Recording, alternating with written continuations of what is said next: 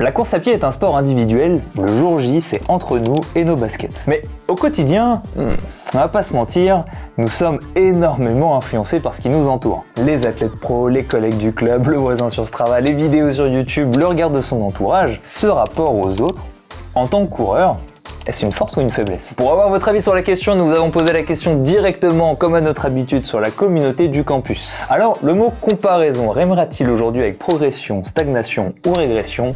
C'est le sujet de cet épisode 21 du Grand Débat.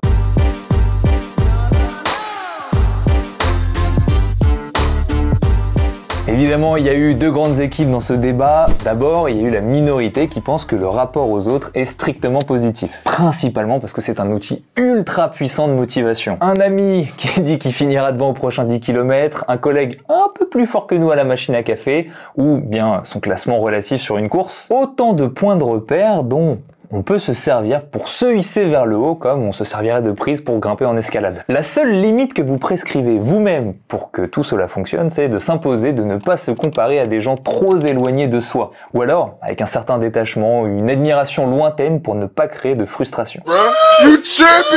C'est facile d'escalader quand les prises sont à portée, c'est un peu plus difficile de le faire quand elles sont toutes éloignées de 5 mètres. Encore faut-il avoir l'expérience, voire l'expertise, en tout cas le recul nécessaire pour savoir évaluer à qui se comparer, je vous l'accorde. Ensuite, la deuxième catégorie, vous avez été bien plus nombreux que je n'aurais pensé dans celle-là, c'est l'écrasante majorité qui pense que, au contraire, le rapport aux autres est quasiment systématiquement un net négatif. Même si cette majorité peut facilement entrevoir certains intérêts, comme la stimulation de la motivation ou de la compétition, pour eux, le négatif l'emporte largement. Se fixer des standards inatteignables et finir par se dénigrer, rentrer dans une quête du toujours plus, finir inexorablement par dépasser ses limites physiques ou mentales en voulant faire comme, ou bien par la pression du groupe, ou encore simplement à l'exposition des avis malveillants. Une vision plutôt pessimiste, mais pas moins réaliste en tout cas que je comprends, et qui implique de s'extraire de la comparaison et du regard des autres. Une chose qui, pour des animaux sociaux comme nous, est plus simple à dire qu'à faire. Faut jamais aller sur les réseaux sociaux. D'après vos messages, vous y arrivez simplement en trouvant la réponse à cette question: qu'est-ce qui est au centre de mes préoccupations? Ici, deux écoles. Il y a ceux pour qui le centre de leurs préoccupations en course à pied, c'est leur épanouissement par la course à pied justement. C'est l'exemple du message d'Isa qui conclut par cette phrase magnifique: je ne sais pas toujours après quoi je cours, mais je sais pourquoi je cours et c'est le plus important. Celle-là, vous pouvez l'encadrer. Il y a ensuite ceux de la deuxième école. Ceux qui ont intégré que, dans le rapport aux autres, la comparaison est un outil trop puissant de motivation pour ne pas être utilisé quand on est en quête de progrès. Ce qu'ils font à ce moment-là, c'est simplement de rediriger cette comparaison vers soi et non pas vers les autres. La seule personne qu'on est sûr de connaître, la seule personne dont on sait ce qu'il fait vraiment chaque jour, ce qu'il vit au quotidien et pas uniquement ce qu'il veut laisser transparaître sur les réseaux, celui qu'on est quasiment sûr de battre d'une année sur l'autre, c'est le nous du passé. Bon, bonjour, parfait. Même quand on se blesse, parce que je vous vois essayer de trouver des failles là. Eh bien, quand on se blesse, oui, on régresse. Mais tant qu'on a mis en place un protocole actif pour revenir à l'entraînement. Certes, dans le moment présent, on court moins vite. Mais ce qu'on a appris est au moins aussi important que quelques secondes en moins sur un chrono. C'est juste que la progression qu'on a d'une année sur l'autre, elle se conçoit pas forcément de la manière qu'on pense à première vue. C'est la même chose par exemple pour ceux qui vont avoir 40 ans de pratique en course à pied. Là, les chronos, naturellement, ils vont finir par ne plus vraiment s'améliorer avec le temps. Et c'est là où, par exemple, transmettre ce qu'on a appris ou être un exemple de longévité, voire même un exemple tout court, une année encore, ça vaut aussi largement quelques secondes en moins sur le chrono. Allez, pour finir, je vous laisse avec deux conseils supplémentaires pour essayer de contrebalancer un petit peu le débat et amener un peu plus de positif à l'intérêt du rapport aux autres en endurance. Le premier conseil vient de Julien qui vous a sauvé in extremis parce que il en a parlé juste avant la clôture du débat. C'est que la source principale de frustration